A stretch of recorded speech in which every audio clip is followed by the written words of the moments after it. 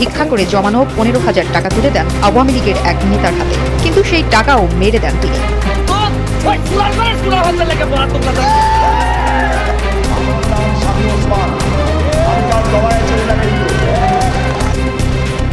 দেশের সচেতন নাগরিকরা দেশের অর্থনীতির হাল হকিকত জানার একটু চেষ্টা করেন। এর মধ্যে অনিবার্যভাবেই আসে ডলার সংকটটা এখন ঠিক কোন জায়গায় আছে সেটা বোঝাপড়া। এটা খুব স্বাভাবিক, কারণ গত 2 বছরের বেশি সময় থেকে বাংলাদেশের অর্থনীতি ভেঙে পড়ার দ্বার প্রান্তে যে এসে পৌঁছেছে, তার পেছনে খুব বড় একটা কন্ট্রিবিউটিং ফ্যাক্টর হচ্ছে ডলার সংকট। আসসালামু আলাইকুম প্রিয় দর্শক, ফাইনালি চলে আসলাম আপডেট ও গুরুত্বপূর্ণ কিছু নিউজ নিয়ে আপনাদের মাঝে। প্রিয় দর্শক, অবশ্যই ভিডিওটি শেষ অবধি দেখবেন।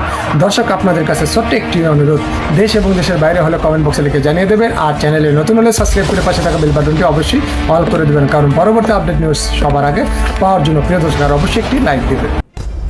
দেশের সচেতন নাগরিকরা দেশের অর্থনীতির হাল হকিকত জানার একটু চেষ্টা করেন। এর মধ্যে অনিবার্যভাবেই আসে ডলার সংকটটা এখন ঠিক কোন জায়গায় আছে সেটা বোঝা। এটা খুব স্বাভাবিক, কারণ গত 2 বছরের বেশি সময় থেকে বাংলাদেশের অর্থনীতি ভেঙে পড়ার দ্বার প্রান্তে যে এসে পৌঁছেছে, তার পেছনে খুব বড় একটা কন্ট্রিবিউটিং ফ্যাক্টর হচ্ছে ডলার সংকট। সেটা নিয়ে কিছু আপডেট আছে, সেটা নিয়েই কথা বলতে চাই।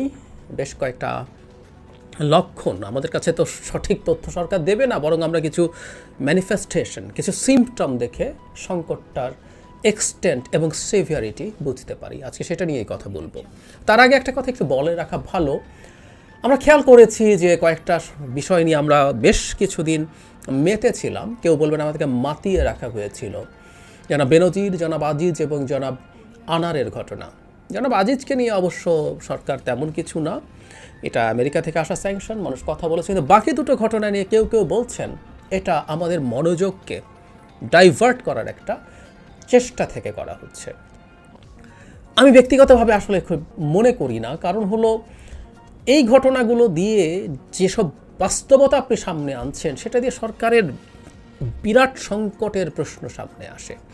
সুতরাং এটা এনে সরকার খুব গেইন করছে আমি মনে করি না। আর অর্থনৈতিক সংকট ডাইভার্ট, নানান ইস্যুর কথা বলছি, এর মধ্যে একটা কথা অনেকেই বলছেন যে অর্থনৈতিক সংকট থেকে মনোযোগ ডাইভার্ট করার চেষ্টা করা হচ্ছে, কিন্তু অর্থনৈতিক সংকটটা যে জায়গায় এসে পৌঁছেছে, যে জায়গার দিকে যাচ্ছে, কোনো কিছু দিয়ে আসলে এটাকে আর দাবিয়ে রাখা যাবে না, এটা নিশ্চিত থাকতে পারি আমরা।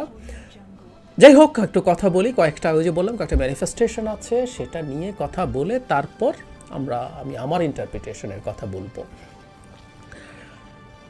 একটা খবর হচ্ছে, আমাদের অনেকের চোখে পড়েছিল 4-5 দিন আগে, দ্রুত বকেয়া বিল ছাড় করতে অর্থমন্ত্রীকে অনুরোধ আদানি গ্রুপের। আদানি গ্রুপের একজন পরিচালক রীতিমতো বাংলাদেশে এসেছিলেন, প্রণব আদানি। এসে উনি অর্থমন্ত্রীর সাথে দেখা করেছেন এবং তাদের বকেয়া বিল পরিশোধ করতে বলেছেন। কিছুদিন আগেই ভারতের বিদ্যুৎ বিল বকেয়া নিয়ে একটা ভিডিও করেছিলাম, যেখানে আমি দেখিয়েছি যে আদানি সাথে আরও কেউ, ত্রিপুরা, বিভিন্ন জায়গা থেকে তো বাংলাদেশ বিদ্যুৎ কেনে, বিরাট একটা বকেয়া ওখানে পড়ে গেছে। এবং ত্রিপুরার যে কোম্পানি বাংলাদেশকে বিদ্যুৎ সাপ্লাই করে, তারা তখন ভারতের একটা সংবাদ সংস্থার সাথেও কথা বলেছে। এই কথা বলাটা মানে আরও স্পষ্ট করে দেয় এবং আন্তর্জাতিকভাবে আলোচনার বিষয় করে দেয় যে বাংলাদেশ বিদ্যুৎ বিল দিতে পারছে না। এবং আমরা একই সাথে এটাও বলেছিলাম, এটাও বুঝি যে ভারতের সাথে অতি খাতিরের কথা বলা হচ্ছে। সেই ভারতও আসলে এই জায়গায় কোনো ছাড় দিচ্ছে না। জনাব আদানি তো মোদির প্রধান অলিগার্ক, তাদেরকে একটু থামো, একটু ধৈর্য ধরো না, তারা এখন রীতিমতো চলে এসে চাপ দিচ্ছে। বিদ্যুৎ বিভাগের সিনিয়র সচিব এই প্রসঙ্গে বলেন, আদানি গ্রুপ দ্রুত তাদের বকেয়া পাওনা চাচ্ছে, বিদ্যুৎ বিভাগও যথাসম্ভব দিয়ে যাচ্ছে। বিদ্যুৎ বিভাগের চেষ্টা রয়েছে বকেয়া 2 মাসের মধ্যে নামিয়ে আনার। বর্তমানে 5 মাসের বকেয়া রয়েছে, এতে প্রায় 600 থেকে 700 মিলিয়ন ডলার বকেয়া পড়েছে। এটা একটা খবর। দ্বিতীয় খবরটা হচ্ছে, আমেরিকার একটা প্রতিনিধি দল, ব্যবসায়ীদের এবং বিভিন্ন প্রতিনিধি মিলে একটা প্রতিনিধি দল বাংলাদেশে এসছে। তারা এসে অনেক রকম কথাবার্তা বলছে। তার মধ্যেও আমেরিকান কোম্পানিরা যে তাদের লভ্যাংশ নিতে পারছে না, সেটা নিতে পারার তাগাদা দেওয়ার কথা বলেছে। একটু পড়ি। একজন কূটনীতিক প্রথম আলোকে জানান, সম্প্রতি ঢাকা সফরের সময় মার্কিন সহকারী পররাষ্ট্রমন্ত্রী ডোনাল্ড লু ডলার সংকটের কারণে তার দেশের ব্যবসায়ীদের লভ্যাংশ এখানে আটকে থাকার প্রসঙ্গ তোলেন। আর ডোনাল্ড লুর সফরের ঠিক আগের দিন ঢাকায় যুক্তরাষ্ট্রের রাষ্ট্রদূত পিটার হাস বাংলাদেশ ব্যাংকে গিয়ে গভর্নরের সঙ্গে বৈঠক করেন। এরই ধারাবাহিকতায় এবার ঢাকা সফরে আসা ব্যবসায়ী প্রতিনিধি দলটি বাংলাদেশ ব্যাংকের গভর্নরের সঙ্গে আলোচনা করেন। এদিকে ওয়াশিংটন ও ঢাকার কূটনৈতিক সূত্রগুলো প্রথম আলোকে জানিয়েছেন, ডলার সংকটের কারণে গত কয়েক মাসে বিভিন্ন দেশের পাশাপাশি মার্কিন প্রতিষ্ঠানগুলোর লভ্যাংশ দিতে পারছে না বাংলাদেশ। আবার উল্লেখযোগ্য কিছু প্রতিষ্ঠানে বিল পরিশোধেও দেরি হচ্ছে। এককভাবে কোনো প্রতিষ্ঠানের অর্থের পরিমাণ বিপুল অঙ্কের না হলেও অনেকগুলো প্রতিষ্ঠান মিলে টাকার পরিমাণটা উল্লেখ করার মতো। ফলে বাংলাদেশের ডলার সংকটের কারণে সৃষ্টি হওয়া সমস্যা মার্কিন প্রতিষ্ঠানগুলোকে ভাবিয়ে তুলছে। এটা হলো আমেরিকা। তার মানে আমেরিকায় লু আসলেন, পিটার হাস কথা বলেছেন বাংলাদেশ ব্যাংকে গিয়ে। এরও আগে পিটার হাস টিভির সাক্ষাৎকারে, বাংলাদেশের টিভির সাথে সাক্ষাৎকার দিয়েছিলেন, সেখানেও তাদের এই কোম্পানিগুলোর বকেয়া পাওনা না পাওয়ার কথা বলছেন। মানে বকেয়া তো না, আসলে কেউ কেউ বকেয়া পান আর কারো কারো লাভ করেছেন, সেই টাকা নিয়ে যেতে পারছেন না।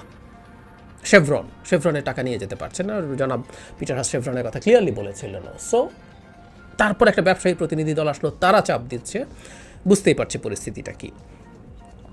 এরপরে যেটা, সেটা হলো আইএ, একটা সংস্থা, যে সংস্থাটা বাংলাদেশের পৃথিবীর এয়ারলাইনগুলোর যে সংস্থা, আমি এই সংস্থাটার নামটা একটু বলি, সেটা হচ্ছে IATA, international air transport association. এটা হচ্ছে বিভিন্ন ট্রান্সপোর্ট অ্যাসোসিয়েশন যারা যে কাজটা করে সেটা হচ্ছে বিভিন্ন কোম্পানি, এয়ারলাইনগুলো বিভিন্ন দেশে কী বকেয়া পাচ্ছে সেগুলো নিয়ে মাঝে মাঝে কথা বলে। তাদের অন্যান্য কাজও আছে, কিন্তু তারা এই ব্যাপারে অ্যালার্মিং দেয়। গতকাল তারা একটা নতুন নোটিশ দিয়েছে যেসব দেশের কাছে বকেয়া পাওয়া যাবে তাদের কাছে। এর মধ্যে বাংলাদেশ $320 মিলিয়ন, 32 কোটি ডলার অঙ্কে আমরা যদি হিসাব করি, অঙ্কটা 4000 কোটি টাকার মতো হবে। মজার ব্যাপার, বাংলাদেশ এই তালিকায় 2 নম্বর। 1 নম্বর হচ্ছে পাকিস্তান, $411 মিলিয়ন। আমি আগে একদিন একটা ভিডিওতে এই বিষয়ে কথা বলেছিলাম, সেটা হলো এই যে এরা টিকিট বিক্রি করছে, সেই টিকিটের টাকাও তারা বাংলাদেশ থেকে বৈদেশিক মুদ্রা নিয়ে যেতে পারছে না। এতে বিভৎস সংকট তৈরি হয়েছে। সেটা কীরকম?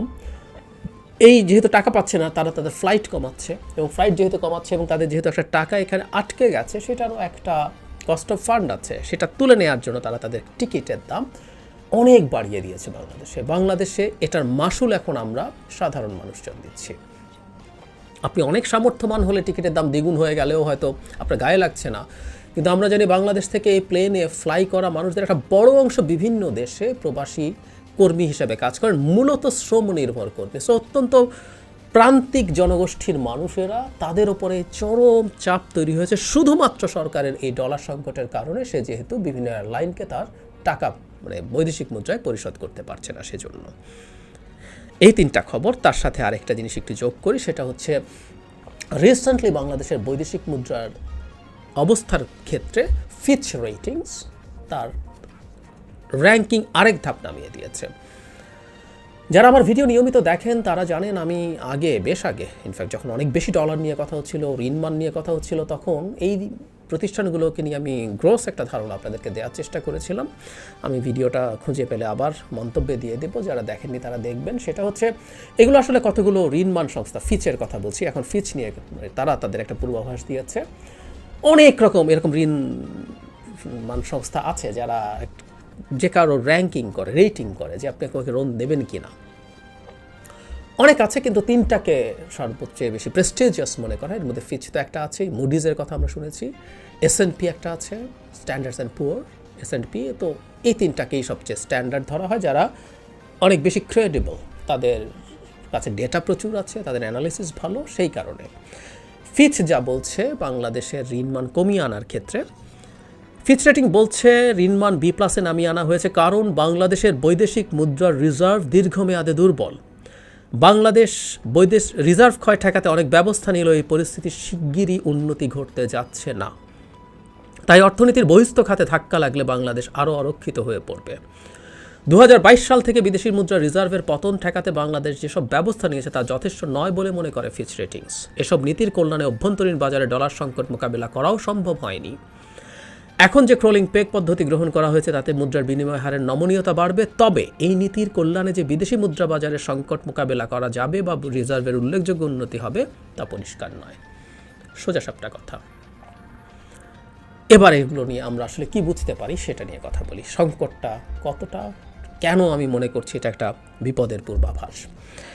ধরুন আপনার ফিনান্সিয়াল ক্রাইসিস আছে, আপনি একটা পরিবার চালান, আমি দেশ থেকে সরে আসি। কোনো কারণে ক্রাইসিস পড়লে আমরা চেষ্টা করব আমরা আমাদের নিজেদের পরিবারের মানুষজনের কিছু কাটছাট করতে। আমার কাছে যারা, আমি যদি ন্যূনতম আমার সম্মান রক্ষা করতে চাই, যারা আমার কাছে টাকা পায়, ধরুন আমার বাসায় একজন সাহায্যকারী কাজ করে যান পার্ট টাইম, তার একটা বেতন আছে, আমি চেষ্টা করব তার বেতনটা দিয়ে দিতে।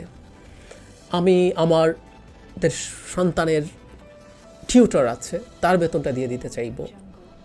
আমি চেষ্টা করব আমি পাড়ার যে মুদি থেকে বাজার করি সেখানে বাকি না করতে। আমি দরকার একটু কম খাবো, কম পরবো, আমি আমার একটা বাইরে গিয়ে মাঝে মাঝে খেতাম সেটা বাদ দেবো, আমি একটু কম কিনবো, এসব করতে পারি। আমি একটা জামা কম কিনবো, কিন্তু আমি চেষ্টা করবো ওগুলো করতে, কারণ আমি একজন মানুষ যিনি মানুষের সাথে লেনদেনের সম্পর্কটা ঠিক আছে, ভালো আছে, এটা রাখতে চাই, এটাই নিয়ম। এই কথাটা কেন বললাম? সরকার ডলার সংকট মোকাবেলার জন্য আমাদেরকে শেষ করে দিয়েছে, এই দেশের অর্থনীতিটাকে শেষ করে দিয়েছে, বহুবার বলেছি। সে তার ইম্পোর্ট রেস্ট্রিক্ট করতে করতে গিয়ে এসেনশিয়াল কমোডিটিস, মানে খাওয়াটাও না, মাঝে মাঝে আপনার জীবন বাঁচানো ফরজ হয়েছে। আমাদের মেডিকেল ইকুইপমেন্টস ইম্পোর্টের কী পরিমাণ ক্রাইসিস এই সরকার তৈরি করেছে আমি বহুবার দেখিয়েছি। হার্টের এসেনশিয়াল জিনিস, ভালভ, স্টেন্ট ঠিকমতো আনা যাচ্ছে না, যেগুলো আপনার জীবন রক্ষাকারী জিনিস। ঔষধ বানানোর যে অত্যাবশ্যকীয় উপাদান এপিআই, এগুলো ঠিকমতো আনা যাচ্ছে না, আর অন্যান্য ব্যাপার তো আছেই। আপনি এগুলোর সংকট তৈরি করেছেন। শুধু এগুলোর কথা কেন বলি, একটা বিলাসী পণ্যের সাথেও দেশের অর্থনীতি জড়িত এবং গরিব মানুষ জড়িত, আমরা এটা অনেকে বুঝি না। ধরুন অত্যন্ত দামি একটা চকলেট, এটার ইম্পোর্ট রেস্ট্রিক্ট করা হলো, এটা গরিব মানুষ খায় না, কিন্তু ওই চকলেটটা যখন ইম্পোর্টেড হয়, ওটার একটা অফিস আছে, ওই অফিসে মধ্যবিত্ত, নিম্ন মধ্যবিত্ত এমপ্লয়িজ আছে, ওই অফিসে গরিব কর্মচারী আছে। ওটা বিভিন্ন সময় যখন আসে, পণ্য পরিবাহিত হয়, ওটা কার্টন মাথায় করে নিয়ে যান একজন গরিব দিন মজুর। অত্যন্ত দামি চকলেট, যে চকলেটটা তার যে মজুরটা বহন করে নিয়ে যাচ্ছেন তার পরিবার কোনো কালেই খেতে পারবে না, কিন্তু এটা তার এমপ্লয়মেন্ট তৈরি করছে। তো আপনি এই জিনিসগুলো ওটা রেস্ট্রিক্ট করলেনই, কিন্তু বাইরের ব্যাপারটা ঠিক রাখার কথা ছিল। কেন ঠিক রাখার কথা ছিল? যে বললাম আপনার একটা সুনামের দরকার আছে। এই রেজিম ক্ষমতায় আছে, তার উন্নয়ন হয়েছে এই ন্যারেটিভ দিয়ে। সে বাইরে বাংলাদেশকে একটা মিরাকল অফ ডেভেলপমেন্ট বলে, তাই না? অনেকে এই ব্র্যান্ডিং করার চেষ্টা করেছেন। সো আপনি যখন উন্নয়নের ব্র্যান্ডিং করেন এবং বহু ক্ষেত্রে সে তার এই বিভৎস লুটপাটের, চুরি ডাকাতির নির্বাচনকে, তার মানবাধিকার লঙ্ঘনকে, তার লুটপাটকে ন্যায্যতা দেওয়ার চেষ্টা করেছে বাই শোয়িং যে আমার এখানে দারুণ উন্নয়ন হচ্ছে, আমার এখানে দারুণ দারিদ্র্য কমছে, ইত্যাদি ইত্যাদি। ফলে আপনি যখন বিদেশিদেরকে টাকা দেন না, যখন বাংলাদেশের ডলার ক্রাইসিসের কারণে আমেরিকান কোম্পানি টাকা দিতে পারছে না, ভারতীয় কোম্পানি টাকা পাচ্ছে না, তারপরে আপনার এয়ারলাইনগুলো টাকা দিতে পারছে না, এবং এর মধ্যে অনেকগুলো এয়ারলাইনের এই পরিমাণ টাকা আছে, মানে অনেকগুলো দেশের কাছে এই তথ্য আছে এবং এগুলো ইন্টারন্যাশনাল নিউজ এখন। এটা আপনার উন্নয়নের বয়ানকে মারাত্মকভাবে আঘাত করে, কিন্তু আপনি না করে পারছেন না, তাই না? তার মানেটা হচ্ছে সংকটটা ওই পর্যায়ে চলে গেছে। আপনি সব কিছুর বিনিময়ে এই জায়গাগুলো ঠিক রাখার চেষ্টা করার কথা ছিল, but you fails to do that, কারণ ক্রাইসিসটা এতটাই severe. At the same time IMF আপনাকে লোন দিচ্ছে, সম্প্রতি তো এক মিরাকুলাস কাণ্ড, একটার জায়গায় দুটো ইনস্টলমেন্ট দিয়ে দিচ্ছে, এত খাতির। বহুবার আপনাদেরকে আমি বলেছি, আপনাদের মনে থাকার কথা, সেটা হচ্ছে আইএমএফের টোটাল যে টাকা, ইভেন $4.7 বিলিয়ন, ওটাও বাংলাদেশের এই ক্রাইসিসের তুলনায় কিছু না। কিন্তু আইএমএফের এত শর্ত মেনে, আমরা কথ্য ভাষায় বলি না, রীতিমতো নাকে খত দিয়ে টাকাটা সরকার নিতে গেছে, কারণ এটা যদি পায়, বিশেষ করে ওদের একটা ইসিএফ লোন আছে, দেখিয়েছি, ওদের ওয়েবসাইটই বলছে যে এটা ক্যাটালাইজেস আদার লোনস। এটা এক ধরনের ক্যারেক্টার সার্টিফিকেটের মতো, আপনি এটা পেলে আপনি আরও অনেক লোন পাবেন। কিন্তু অনেক লোন আসলে আলটিমেটলি আমরা পাই নাই, এবং কোনো ভবিষ্যৎ ভালো না। আবার ফিচের যে রেটিংয়ের কথা বলছি, ফিচ বলছে তুমি যাই করো না কেন, সামনে তোমার পরিস্থিতি ভালো হচ্ছে না, বরং খারাপ হচ্ছে, সে কারণে র্যাঙ্কিংটা ডাউনগ্রেড করা হয়েছে। একটা কথা বলে শেষ করি, সেটা হচ্ছে সংকট আসলে কাটতে হলে আপনাকে ডলার আর্নিং বাড়াতে হবে। আপনি এই ইম্পোর্ট কমিয়ে, ওটা কমিয়ে, সেটা কমিয়ে, ওর পাওনা না দিয়ে এগুলো করে পেরে উঠবেন না। নো ওয়ে, ইনফ্যাক্ট এগুলো দিতে হবে, আজ হোক কাল হোক দিতে হবে। ইম্পোর্ট কমাতে কমাতে যে পরিমাণ সংকটের মধ্যে অর্থনীতিকে ঢুকিয়ে ফেলছেন, দিনের শেষে সেটা আপনার জন্য বুমেরাং হবেই। কীভাবে হবে এটা নিয়ে কথা বলেছি। সো আপনার ডলার ইনকাম বাড়ানো ছাড়া আসলে কোনো উপায় নাই। প্রশ্ন হচ্ছে ডলার ইনকাম কি বাড়বে? রীতিমতো আপডেট দেই, আবারও আপডেট দেব যে যেসব জায়গা থেকে ডলার ইনকাম বাড়ার কথা সেই জায়গাগুলোর পরিস্থিতি কি। আমি অন্তত তেমন কোনো রকম কোনো আশার জায়গা দেখছি না সরকারের জন্য, সরকারও দেখছে না। আসলে দেখলে কিন্তু সে এই রকমভাবে ওর পাওনা, মানে রীতিমতো ভারতের পাওনা আপনি দেবেন না। আদানি মোদির অলিগার্ককে বাংলাদেশে আসতে হয় টাকা চাইতে, আপনি তো সবার আগে দিয়ে দেওয়ার কথা ছিল সব এসব করে, কিন্তু আপনি দিতে পারছেন না। You are in that crisis. কারণ আপনি জানেন যা আছে তা তো বটেই, আসারও সম্ভাবনা যে অনেক কিছু আছে তা না, সেটা নিয়েও ডিটেল কথা বলবো। যাই হোক, বটম লাইন হচ্ছে এই আলামতগুলো, এই লক্ষণগুলো দেখে আমরা বলতে পারি, মানে সরকার তো আমাদেরকে জেনুইন তথ্য দেবে না, সো এই উপসর্গগুলো দেখে বলতে পারি রোগটা ক্রমাগত আরও সিভিয়ারের দিকে যাচ্ছে এবং একটা বড় বিপদ ধেয়ে আসছে বাংলাদেশের দিকে।